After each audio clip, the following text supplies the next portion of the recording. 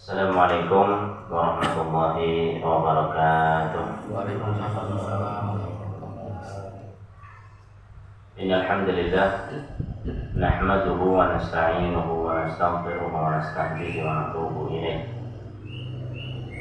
Wa na'udzu billahi min shururi anfusina wa min sayyiati a'malina. May yahdihillahu fala mudilla lahu wa may yudlil fala hadiya lahu.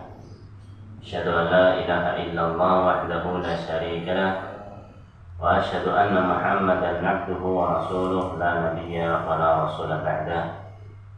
Allahumma 'allimna ma yanfa'una wanfa'na bima 'allamtana wa zidna 'ilman nafi'an ya rabbal 'alamin. Ikhwatal iman, a'azzani Allah wa iyyakum. Alhamdulillah, tsumma alhamdulillah. Mari kita awali kajian kita pada malam hari ini dengan memuji dan memuji Allah Subhanahu wa taala, bersyukur atas limpahan rahmat, hidayah dan taufiknya kepada kita semua sehingga kita bisa kembali berkumpul di majelis yang mulia ini untuk kembali belajar tentang urusan agama kita, tentang adab-adab yang di mana adab ini senantiasa harusnya kita lakukan, dan di mana senantiasa kita terus ketemu dengannya. Itu 10 adab yang dia sampaikan dalam kitabnya Al-Adabul Ashraf, sehingga hal-hal yang sifatnya itu senantiasa kita bertemu dengannya itu kan lebih mudah untuk kita mempraktekkan, mengamalkannya, yang di dalamnya itu akan banyak manfaat dalam kehidupan kita, utamanya untuk mendapatkan pahala di sisi Allah Subhanahu wa taala. Mudah-mudahan Allah berikan kepada kita ilmu yang bermanfaat, bukan hanya sekedar banyaknya ilmu yang kita dapatkan, tapi al-ilmu man nafa'. Hakikat ilmu adalah yang bermanfaat yang kita amalkan. Karena pada dasarnya ilmu ini adalah sebagai wasilah, bukan ghayah, bukan tujuan utama. Itu dapat ilmu, bukan tujuan utamanya adalah mengamalkan dari ilmu. Jadi ilmu ini adalah merupakan wasilah untuk tujuan yang besar, yaitu untuk mengamalkan dari ilmu yang kita dapatkan. Semoga Allah Subhanahu wa taala memberikan kepada kita ilmu yang bermanfaat yang bisa kita amalkan sebagai bekal terbaik ketika bertemu dengannya di yaumil qiyamah. Allahumma amin. Salawat serta salam semoga tetap tercurah limpahkan kepada junjungan kita, suri tauladan kita Nabi Muhammad sallallahu alaihi wasallam, beserta kepada para keluarganya, para sahabatnya, dan orang-orang yang senantiasa mengikuti jejak beliau sampai hari kiamat. Ikhwatal iman, a'azzani Allah wa iyyakum. Bapak Ibu sekalian, jamaah yang dirahmati Allah Subhanahu wa taala, kita akan membahas pada malam hari ini yaitu adab yang ketujuh dari apa yang beliau sampaikan. Yang sebelumnya kita sudah membahas tentang adab bersin. Ya, ketika kita bersin, ini ada adabnya yang senantiasa paling tidak sehari yang kita bersin. Tiap hari kita itu bersin, sehingga butuh untuk dipahami bagaimana adabnya. Maka di sini kemarin sudah disampaikan bagi orang yang bersin, setelah bersin seyogianya mengucapkan alhamdulillah, karena bersin itu nikmat dari Allah Subhanahu wa taala. Yang mendengar bersinnya orang dan juga mengatakan alhamdulillah, maka mendoakan dengan doa yarhamu Allah, semoga Allah merahmatimu, semoga Allah memberikan rahmatnya padamu. Nah, kemudian yang bersin mendoakan balik kepada orang yang mendoakan, ya, untuk mengucapkan yahdikumullah wa yuslihu balakum, semoga Allah memberikan hidayah, petunjuk kepadamu, dan semoga Allah memperbaiki urusanmu. Masya Allah.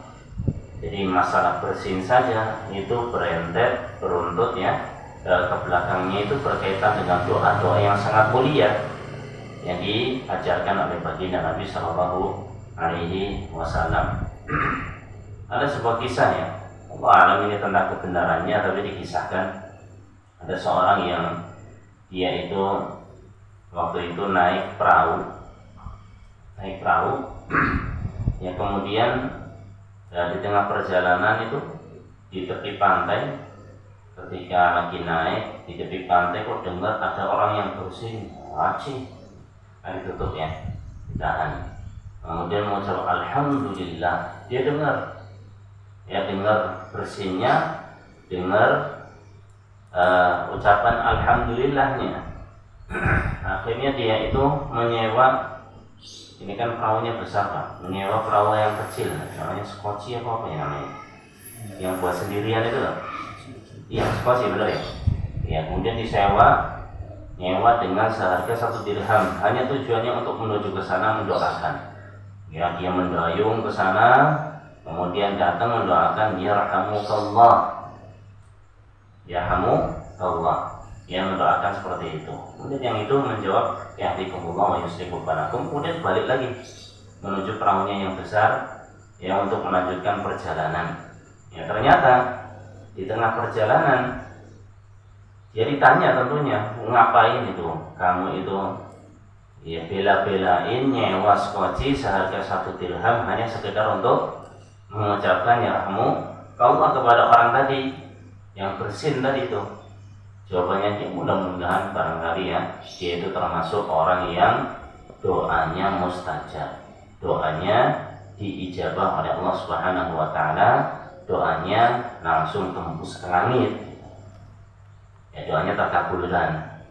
Akhirnya di pagi harinya itu geger rame di perahu tersebut, dikabarkan bahwa si fulan yang kemarin itu nyewa skoci, dikatakan dia itu telah memberi surganya Allah Subhanahu wa taala dengan 1 dirham. Maksudnya meninggal. Masya Allah. Jadi meninggalnya ditutup dengan amal soleh. Ya, kita jangan pernah meremehkan sekecil apapun amal soleh yang dilakukan. Bisa jadi amal soleh yang kita lakukan itu adalah sebagai penutup hidup kita. Ya, jangan hanya bayangkan nek amal soleh itu meninggalnya ketika dikatakan husnul khotimah, nek meninggalnya dalam keadaan sholat sujud, itu aja enggak. Namanya juga husnul khotimah, yaitu diakhiri dengan akhir yang baik dengan amal soleh. Akhir hayatnya diakhiri dengan amal soleh, dan amal soleh itu bukan hanya sekedar sholat. Bisa jadi amalan-amalan yang kecil, amalan-amalan yang dianggap remeh, justru di situ keikhlasannya lebih tinggi daripada yang amalannya itu agungnya. Idealnya kita semuanya ikhlas, mau itu yang kecil sekalipun dianggap sebagian orang itu anggapannya itu suatu hal yang remeh, suatu hal yang tidak wah lah, biasa-biasa aja itu. Ada juga sebagian orang yang menganggap ya ini satu hal yang besar. Ya memang sekecil apapun kebaikan itu ya tetap besar di sisi Allah. Bahkan seringkali amalan-amalan besar yang kita lakukan dari amal soleh yang ada seringkali bermasalah. Ya, kita ceroboh di dalamnya, banyak kekurangan di sana sini. Tapi nek amalan yang kecil yang kita anggap itu suatu hal yang sepele, hal yang biasa, justru keikhlasannya lebih tinggi. Nah, mudah-mudahan amal yang sedikit itu, yang kecil itu malah menjadikan kita mulia di sisi Allah Tabaraka wa Ta'ala. Ya, gitu ya. Jadi kemarin bahas tentang masalah bersin. Sebelumnya juga sudah bahas tentang adab tidur. Ini kan satu hal yang biasa-biasa aja gitu. Tapi kalau kita lakukan, kita praktekkan, amalannya menjadi besar di sisi Allah. Jangan salah. Ya, apalagi yang kita lakukan ini dari sunnah Nabi kita Muhammad Sallallahu Alaihi Wasallam. Orang yang senantiasa kita muliakan, orang yang kita jadikan ketua, ya sebagai suri tauladan kita dari beliau. Bukan mengada-ngada, tapi beliau yang mengajarkan kita praktekkan, kita amalkan sehingga dapat pahala di sisinya. Kemudian sebelumnya lagi bahas tentang masalah adab ngobrol, adab ngomong, berbicara. Ya, yang besar bicara. Kita kedepankan orang yang lebih tua, ya, lebih besar dari sisi keilmuan maupun dari sisi usia. Kemudian juga sebelumnya belajar tentang adab makan, minum, adab salam, ya, adab juga tentang adab masuk rumah, ya, izin, tentang izin masuk ke rumah orang dan seterusnya. Ini sudah kita sampaikan dari apa yang dia tuliskan. Sekarang kita masuk ke pembahasan tentang masalah berikutnya, yaitu adab yang ke-7. Qala al-musannif wafaqahullah as-sabi'u raddat tatha'uba mastata'ta wa amsik biyadika ala fika wa la taqul Yang ke-7 ini adalah berkaitan dengan adab tatha'ub. Tatha'ub itu apa? Menguap. Jadi dalam bahasa Arab juga ada bahasanya, ya. Nguap itu tatha'ub. Kalau bersini itu ikhtos, ya. Jadi ada bahasanya masing-masing. Dan tatha'ub ini yaitu menguap. Ya, ada yang nggak pernah nguap di sini? Ya, semuanya. Ya, orang itu kalau menguap itu biasanya karena apa? Ngantuk. Biasanya naik nguap gimana? Itu jenengan kalau pernah lihat kuda Nil lagi mangap mau makan, pengen makanan itu gimana? Dia akan buka mulut selebar-lebarnya. Wow. Nah, itu dalam agama kita, agama Islam, ternyata hal yang sepele sekalipun yang kayak gini berkaitan dengan masalah menguap itu ada adabnya, ada aturan mainnya, nggak sembarangan. Masya Allah sekali, ya. Orang Islam itu mulia banget, bahkan hal yang kayak gini aja diperhatikan gitu. Padahal kan biasa aja, orang nguap yang nguap aja, kenapa sih? Gak ada apa-apa, biasa aja. Ternyata ada adabnya. Kata beliau di sini ada 3 masalah, ya, tentang adab menguap. Yang pertama adalah ruddat tatha'uba mastata'ta. Itu kita diperintahkan untuk apa? Untuk menahan nguap semampu kita. Kita tahan semampu kita. Ya, tahan. Orang kalau nahan kan kalau nguap gitu ya, tahan biar enggak mangap gitu. Kalau enggak kuat dengan ditahan, ya pakai tangan kita, nanti kita bicarakan. Yang pertama pokoknya ditahan. Kalau nguap ditahan. Wa amsik biyadika ala fika. Dan tutup mulut kita dengan tangan kita. Kita nahan, ya, mulutnya kita tahan, biar enggak mangap. Kemudian juga ditutup dengan tangan kita. Wala taqul dan jangan mengatakan gitu ya, gimana kalau nguap? Apa gitu. Oh. Bahkan terkadang di lagu Ya, ini satu hal yang enggak baik. Ya. Bahkan di sebagian kita itu menganggap satu hal yang biasa, remeh, hahaha, sekarang PDW, sekarang bobo. Ini seharusnya kita tahu, ya. Kita harus tahu bagaimana adab ketika kita menguap.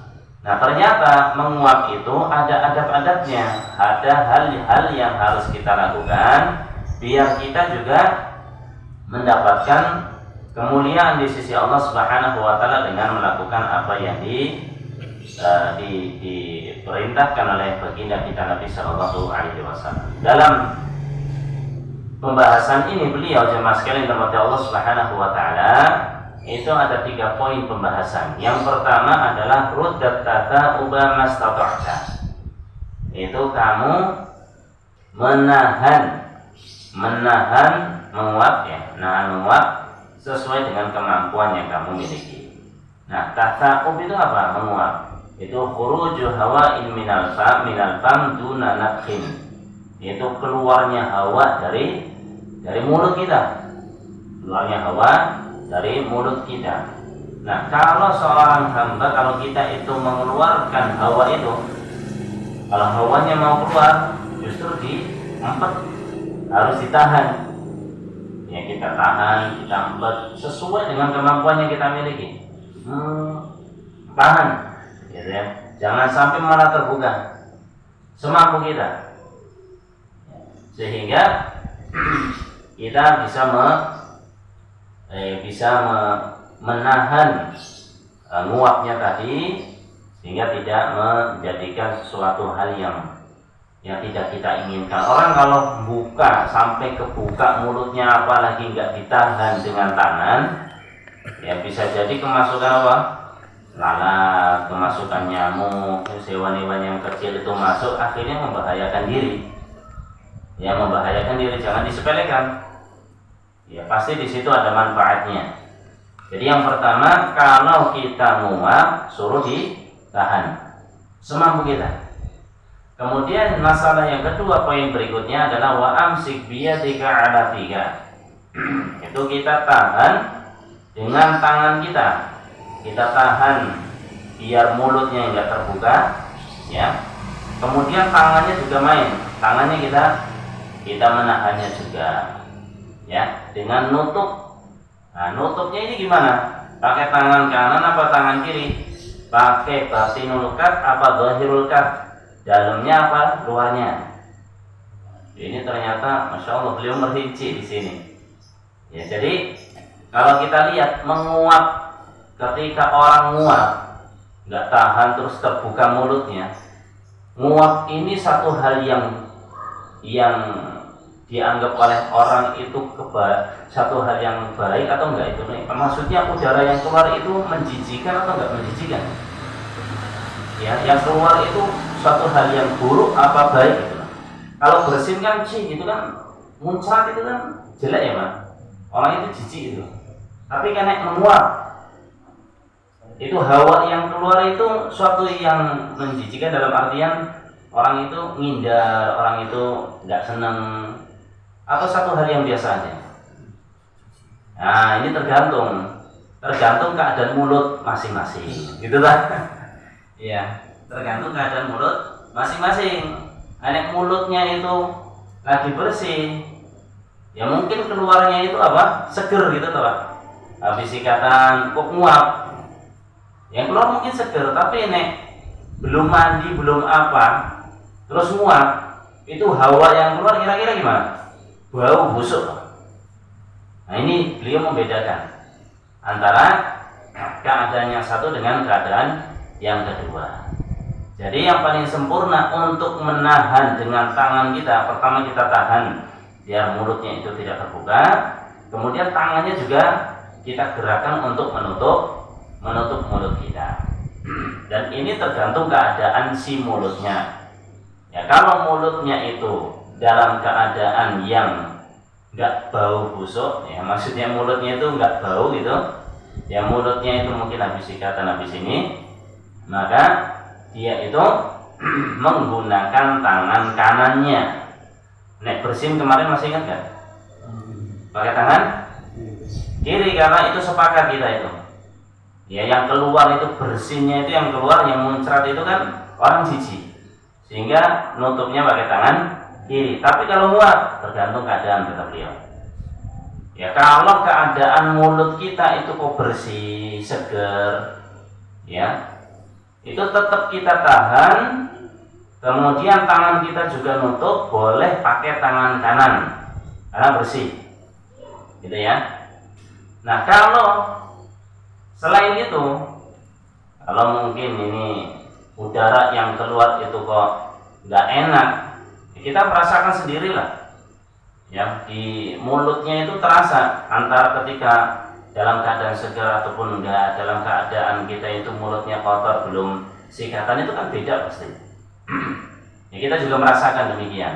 Nah, kalau memang yang keluar itu hawanya, udaranya itu yang keluar itu udara yang dalam tanda kutip kotor gitu ya, bau gitu, maka gunakan tangan kiri.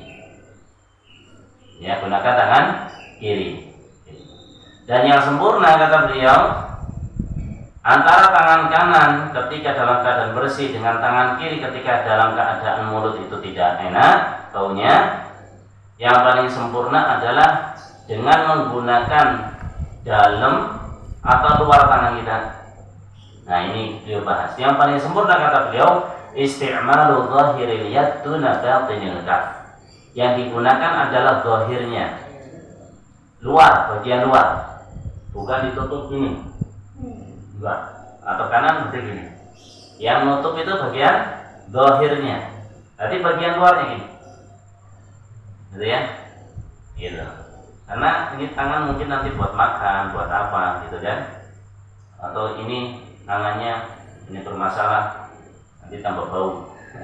Ya mungkin habis makan, lagi makan kemudian dia nguap, ya nempel semua di sini. Ya, baik. Jadi beliau intinya menyimpulkan di sini, ketika kita menguap, ya kalau mulutnya itu baunya sedap, nggak apa-apa pakai tangan kanan. Kalau mulutnya nggak bau sedap, pakai tangan kiri. Kemudian antara yang dalam, bagian dalam dengan bagian luar, batinul kaf dengan zahirul kaf, ini lebih sempurna yang zahirul kaf, bagian luarnya, bukan bagian dalamnya. Jadi kalau pakai tangan kanan ya gini, kalau pakai tangan kiri ya pokoknya bagian luarnya, jangan pakai bagian dalam. Fayaqlibu yadahu wa yad'uha 'ala fihi. Maka dia itu membalikkan tangannya, ya tangannya dibalikkan kayak gini, kemudian diletakkan di bagian mulutnya. Li'alla tubashira batinal kaf. Tujuannya apa? Biar mulut itu tidak langsung nempel ke batinul kaf, ya bagian, ya telapak tangan bagian dalam. Fa in kanatil kafu yumna kana yubashiru biha aklahu wa syurbahu fa aula alla yaj'ala batinaha 'ala fihi. Nah, kalau dia nutupnya pakai tangan kanan, dia ya tetap pakainya zahirul kaf, yaitu telapak tangan bagian luar, jangan bagian dalam. Karena bagian dalam ini untuk makan, untuk minum. Maka yang lebih utama adalah alla yaj'ala batinaha 'ala fihi. Tidak menjadikan bagian dalamnya ini di mulutnya. Jadi ya balik juga. In kana al-yusra kanat ahra bi qalbi kaffihi wa an yubashira bi dhahiriha. Nah, apalagi yang kiri. Yang kiri itu lebih utama lagi untuk kita apa? Nutup mulutnya dengan bagian luarnya. Kalau ini kan untuk makan minum, makanya ditutupnya pakai belakangnya, ya bagian luar. Kalau yang ini lebih utama lagi untuk dipakai yang bagian luarnya, ya biar tangan yang ini, yang di dalam ini tidak apa? Tidak langsung nempel ke mulut. Li alla yakuna fi batiniha syai'un mimma yustaqdar min raihati daf'i hajatin wa izalatiha au nahwi dzalika, biar enggak ada hal-hal yang nempel di mulut ketika kita itu nutup hawa, ya nutup mulut kita ketika sedang menguap. Jadi seperti itu, ya. Jadi yang pertama berkaitan dengan tasawuf, berkaitan dengan menguap, itu yang pertama kita tahan, jangan malah dibiarkan. Tahan, ya orang nahan juga kan beda-beda keadaan orang-orang itu. Ada yang kuat nahannya sehingga tidak terbuka sama sekali, ada yang mungkin buka dikit gitu ya. Pokoknya tangannya juga kita kita tutup dengan kanan ataupun kiri, tapi apa? Pakai yang bagian luarnya. Ini masalah yang kedua. Kemudian masalah yang ketiga, fi qaulihi wala taqul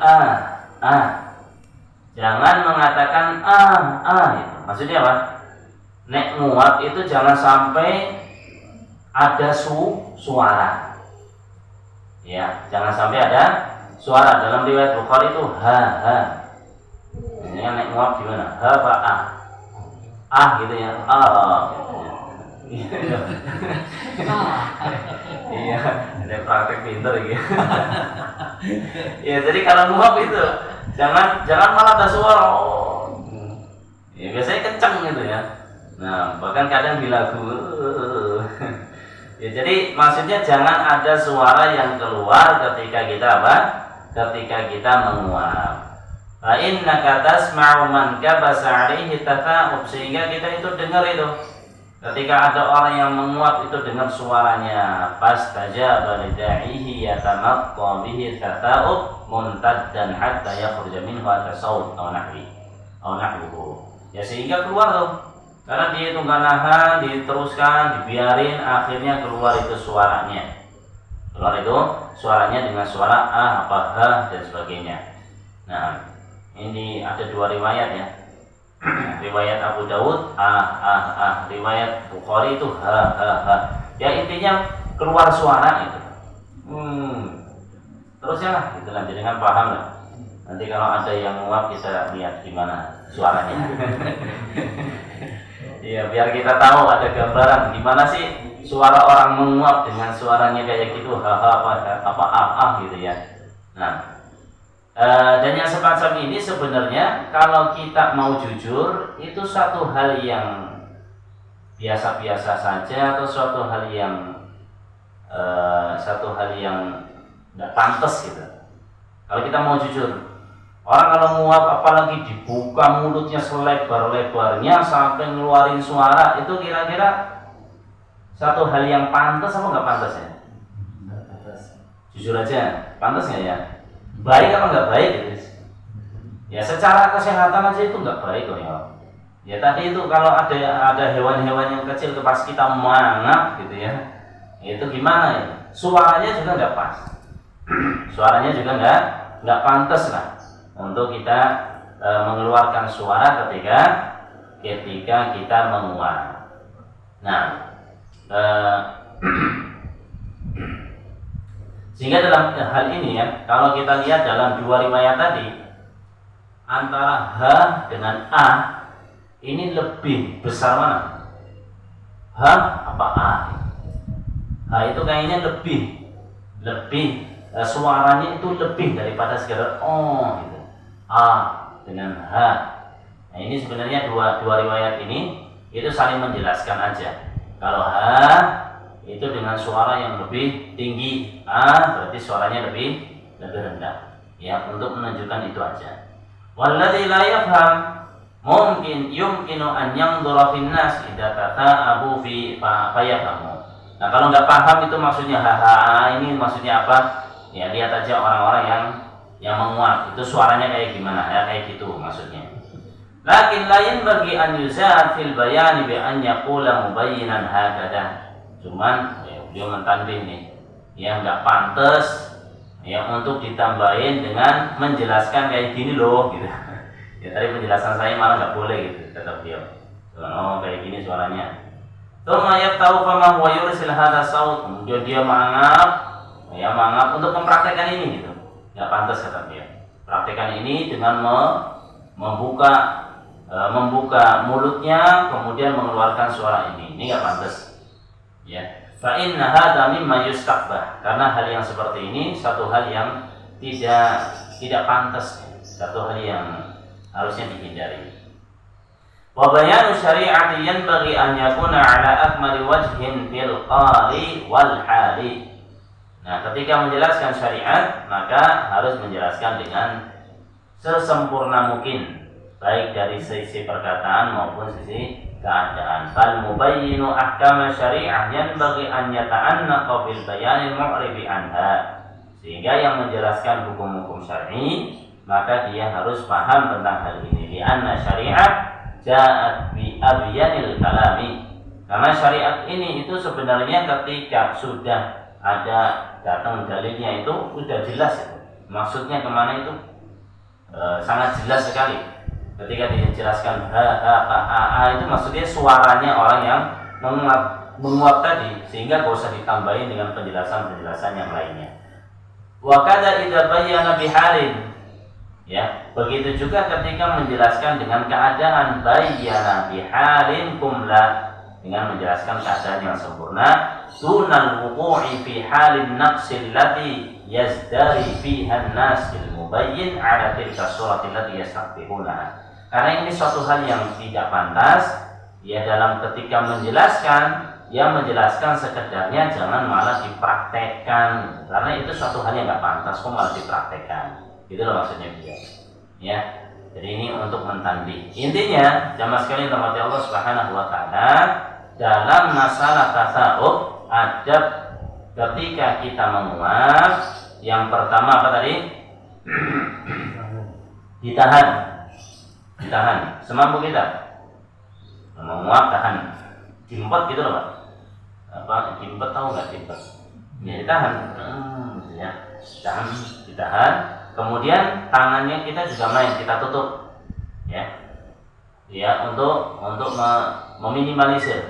Ya kalau nahannya nggak kuat kan kemungkinan akan terbuka dikit, ya, dari mulutnya itu, sehingga kita tahan dengan dohir kaf, ya, dengan lengan kita itu bagian luarnya, ya, kanan atau kiri tergantung bagaimana keadaan si mulutnya. Ya biasanya mulutnya kita ya bau-bau gitu, udah tutup aja pakai tangan kiri gitu. Ya nanti dadak mikir ini mulutnya bersih atau enggak. Biasanya pakai tangan kiri aja itu paling aman gitu ya. Ya dadak mikir ini udah bisikat atau enggak tadi ya. Lupa ingat, udah tutup aja. Tutup pakai tangan kiri dengan dohir kaf. Nah kemudian jangan sampai ada suara ketika kita menguap. Ya ketika kita menguap jangan ada suara. Sebisa mungkin kita tahan, jangan ada suara apa-apa. Nah yang kita lihat, kita saksikan di sebagian besar kaum muslimin, nek nguap itu dibiarkan. Nah, padahal ini ya tadi itu ya, beliau itu ketika menjelaskan, masya Allah itu menjelaskan hal-hal yang kita anggap suatu hal yang biasa, satu hal yang remeh, satu hal yang kecil, tapi ini sebenarnya satu hal yang penting untuk dijadikan pijakan dalam mengambil adab. Makanya ada salah satu ulama kita ya, itu ketika menuliskan sebuah risalahnya, buat tulisannya, itu beliau fokus dengan tulisan yang kecil, cuma buku saku. Ya, misal Syekh bin Baz rahimahullah ta'ala, beliau membuat sebuah kitab buku kecil, buku saku tentang adab ini, tentang hukum ini, tentang ini dan seterusnya. Buat yang besar sampai berjilid-jilid. Ya ketika beliau ditanya, kenapa engkau itu tidak menuliskan buku yang besar, yang berjilid-jilid dan seterusnya? Kenapa hanya buku saku, risalah-risalah aja seperti ini? Ya, jawabannya beliau gampang, enteng banget itu. Bahwa buku-buku yang besar yang berjilid-jilid itu udah banyak. Yang berjilid-jilid, atau yang 2 jilid, 3 jilid, 14 jilid, 35 jilid. Tapi kalau kita melihat bagaimana himmahnya kaum muslimin, semangatnya kaum muslimin untuk literasinya aja ya, untuk masalah bacanya aja ya, itu udah lemah. Betul nggak? Jadi yang baca media sosial itu masya Allah bisa berjam-jam berselancar, yang buka ini, buka itu, buka lagi video-video pendek, ya hanya lewat-lewat. Sekarang itu masya Allah sekali, orang itu sangat-sangat ya literasinya, semangat untuk membacanya itu sangat minim sekali, sangat kecil sekali. Sangat kecil ini temannya beliau, bukan meninggal rahimahullah. Tapi zaman kita, kurang lebih zaman kita itu untuk semangat membacanya itu sangat kurang. Apalagi buku sampai berjilid-jilid, sampai gede kayak gitu. Sehingga beliau membuat buku yang kecil-kecil, yang ringan-ringan. Itu satu, ya, semangatnya kurang. Kemudian yang kedua, ketika kita itu mengambil faedah dari buku-buku yang kecil itu lebih mudah daripada yang besar-besar. Coba buku-buku saku tinggal kita sakuin, nanti ketika kita di kendaraan, disupirin, lagi di kendaraan umum, lagi apa, itu kan bisa sambil dibaca. Mudah, memudahkan kita. Ya, isinya cuma 10 halaman, 20 halaman, sekian halaman. Itu akan menumbuhkan semangat untuk membacanya juga. Ya, sehingga beliau itu fokus di situ. Apalagi berkaitan dengan hukum-hukum yang sangat penting. Masalah sholat, masalah puasa, Ya kalau buku-buku fikih yang itu kan dia semua bab ada. Beliau ambil satu bab dan diringkas ya tentang masalah sholat, bagaimana rukunnya dan seterusnya dalam buku kecil. Ya tentang wasiat, tentang apa, buku kecil. Jadi enak mau dibawa tentang ini, besok lagi ngambil yang ini, baca lagi. Sehari selesai. Sehingga dapat banyak ilmu. Ini kalau kita beli ya, buku yang gede kayak gitu kemudian ya melihatnya aja sudah, ya Allah ini mau kapan selesainya? Maksud kami di sini ada ulama-ulama yang mereka masya Allah sekali menuliskan atau memberikan faedah kepada kaum muslimin dengan hal-hal yang dianggap sepele, hal-hal yang dianggap kecil. Ya padahal itu dampaknya besar sekali sebenarnya. Itu mengajarkan kepada kaum muslimin hal-hal yang besar dengan cara dan metode yang berbeda. Ya, dengan membuat tulisan-tulisan seperti itu. Di antaranya juga ini beliau, Syekh Al-Utsaimin hafizahullah taala, beliau itu fokus di adabul asyrah. Adab yang 10 ini tentang adab-adab satu hal yang biasa kita lakukan tiap hari ada. Dan ini kan jarang orang anggap ini ternyata ya. Bukan adab yang masya Allah yang seperti apa enggak, tentang ini aja. Ini aja banyak yang lalai. Bahkan bisa jadi ini ilmu baru untuk kita. Oh ternyata nek nguap harusnya kayak gitu kok. Padahal masalah nguap tok gitu loh. Ya, jadi jangan pernah kita meremehkan satu hal yang kecil yang dilakukan oleh para ulama kita ketika mereka itu menuliskan sesuatu ya karena saking banyaknya kesalahan ini terjadi di halayak umum di kalangan masyarakat kita. Saya itu punya murid udah tak bilang, kamu kalau nguap tahan, nguap lagi, yuk kayak gitu lagi, tahan pakai tanganmu, nguap lagi, yuk kayak gitu lagi, nggak tahu itu. Saya mungkin kalau ngajar itu bikin ngantuk, biar ngerti gue. Ada saya itu yang nguap. Ya udah tak bilang, nguap, ini nabimu yang ngomong, nabimu yang menyampaikan, ya kekasih kita. Koyok masih gitu lagi. Padahal sudah dijelaskan di depan mata. Itu yang masih dilakukan itu pelanggarannya. Apalagi nanti tidak diingatkan, tidak diajarkan. Makanya kelihatannya sepele, kelihatannya remeh, kelihatannya sesuatu hal yang kecil. Tapi sebenarnya ini ketika mereka itu menuliskan sebuah tulisan, sebuah risalah untuk disampaikan kepada kita kaum muslimin.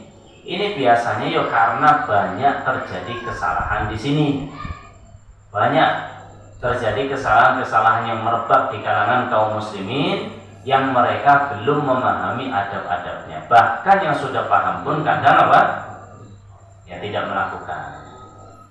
Ya, sehingga butuh untuk diingatkan kembali, yang belum tahu ya butuh untuk diajarkan. Nah, ini tujuannya. Jadi beliau memulai dari hal yang kecil. Ya, padahal ini ilmu yang besar sebenarnya. Nah, kita mau jujur ini satu hal yang besar. Kenapa? Karena keumuman orang yang melakukan, banyaknya orang yang melakukan, sehingga kalau kita ingatkan hal ini, kalau muap, adabnya ini 1, 2, 3. Itu masya Allah sekali. Ya, karena seringkali karena banyaknya orang yang melakukan itu dianggap satu hal yang biasa. Itu beralih tuh dari fase yang dianggap itu suatu hal yang menjijikkan, satu hal yang gak pantas, karena saking banyaknya orang melakukan akhirnya dianggap pantas, biasa-biasa saja. Nah itu masalah sebenarnya. Itu masalah umat, masalah besar sebenarnya. Nah, makanya kita ingatkan, kita kenalkan adab ini, biar kembali lagi bahwa ini adalah satu hal yang gak pantas untuk dilakukan dengan suara yang kencang ketika dia menguap, ya, mangap-mangap, ini tidak pantas, gitu ya. Sehingga masya Allah sekali ini sebenarnya faedahnya sangat besar, ya terutama untuk kita yang sering lalainya daripada ingatnya. Ya ini aja yang bisa kita sampaikan, mudah-mudahan bermanfaat. Kita lanjutkan di pertemuan datang tentang adab bermajlis, ya di pertemuan yang selanjutnya. Assalamualaikum warahmatullahi wabarakatuh.